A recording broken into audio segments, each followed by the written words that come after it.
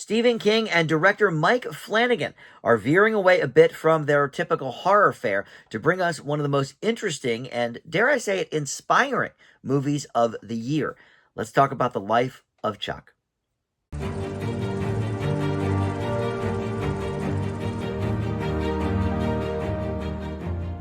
Hey guys, Dan here. This is Dan Reviews It. Welcome to my spoiler-free review for the new film, The Life of Chuck. This is based on a Stephen King short story from 2020. It was in a book called If It Bleeds, and I think there were 4 stories in there total, and this was one of them. Mike Flanagan, mostly known for directing some horror stuff. Recently on Netflix, he did Midnight Mass and Follow the House of Usher and things like that. But even before the Netflix days, he directed the horror movie Oculus, and he did the second Ouija movie, and he has teamed with Stephen King previously, too. He did a film version of Gerald's Game, and he also did the film version of Dr. Sleep, which was the sequel book to The Shining. So him and King have worked together before, but again, you know, in typical sort of more horror fashion. But I personally think the best Stephen King adaptations are from his short stories and things that are typically more dramatic than horror. You've got, you know, The Green Mile, Shawshank Redemption, Stand By Me, and I think this one belongs in this club as well. This movie is incredible. We're going to talk all about it here in just a moment. First, though, let me welcome you back to Dan Reviews It. If you are a subscriber already, thank you so much for that. But if you're not, please consider subscribing and click that notification bell. I do try to post just about every day, so you'll get alerts for all my new video drops that way. And, of course, you can like this video, comment below, or share it on your socials. That stuff helps the channel out tremendously. All right, so let's talk about this, The Life of Chuck. So this is about this guy, Chuck Krantz, and we chronicle his life in reverse order. And we start with Act 3, which is called Thanks, Chuck. Act 2 is called Buskers Forever. And Act 1 is called I Contain Multitudes. And that takes a look at Chuck's childhood. So as to not get sort of too spoilery here with what is happening in this movie, just know that yes, it's told in reverse chronological order, and Act 3 at first seems like it doesn't make a whole lot of sense, but then once we get to Act 1, everything falls together. The pieces, all fall into place, and my mind was just blown with how well done the film is, on the whole, but just, in Act 3, I really was like, what is going on? I was interested in the characters and the subject and all of this. It was sort of an end of the world doomsday type scenario, and I was interested in it, but then didn't quite understand how it fit into everything else. Even after Act 2, I was like, I'm not sort of following, what these all have to do with each other. And then, there's a few key scenes when we get to Act 1 that put everything into place, and I mean, I was crying. This movie really, really spoke to me in a way that I did not anticipate at all.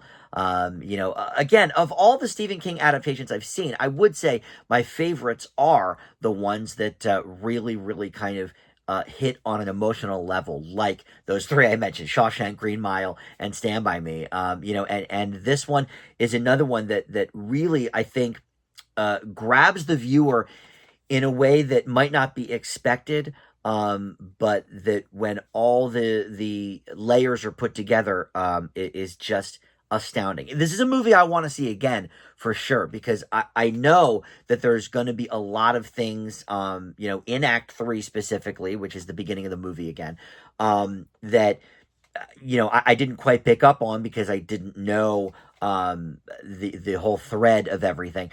So essentially we have as your actors here, Tom Hiddleston plays the adult version of Charles Krantz, who is an accountant in his grown-up life. But we have, as the younger versions, we have Cody Flanagan as the very young 7-year-old Chuck, Benjamin Pajic as the 11-year-old Chuck, and Jacob Tremblay, we know him very well, as the 17-year-old Chuck. But we also have Karen Gillan, Chiwetel Ejiofor, Mark Hamill, Nick Offerman, Mia Sara, This was her first performance in a long, long, long time. She played Sloane Peterson in Ferris Bueller's Day Off, and did a few minor things after that, but didn't has not acted for a long, long time. And this is the film that brought her back. And my goodness, is she great in this movie? She looks very little like Sloane Peterson back in the day, but she's still got those beautiful, big eyes that I think speak volumes. This character certainly is a lot more complex of a character than I think Sloane Peterson was. But great to see her and Mark Hamill in this film together. And again, I don't want to give too much away because I went into this completely blind, and I think you should too. But this movie really, really spoke to me in a life affirming way.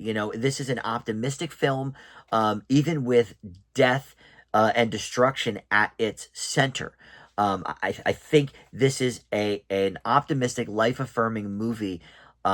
If looked at it in the way that I think it was meant to be looked at. Now, this is not gonna be a movie for everybody. I've heard a small group of people absolutely hated this movie. Maybe they didn't understand it. I don't know.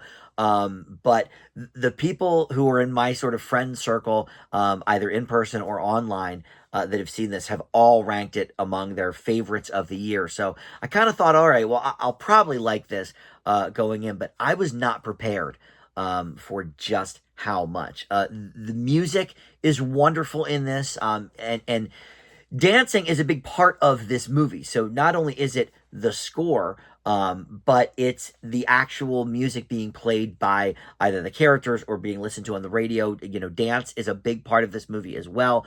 And so that sort of all comes together with the music. But the score was done by the Newton brothers, who I'm sort of unfamiliar with, but they've been working with Mike Flanagan since the Oculus days.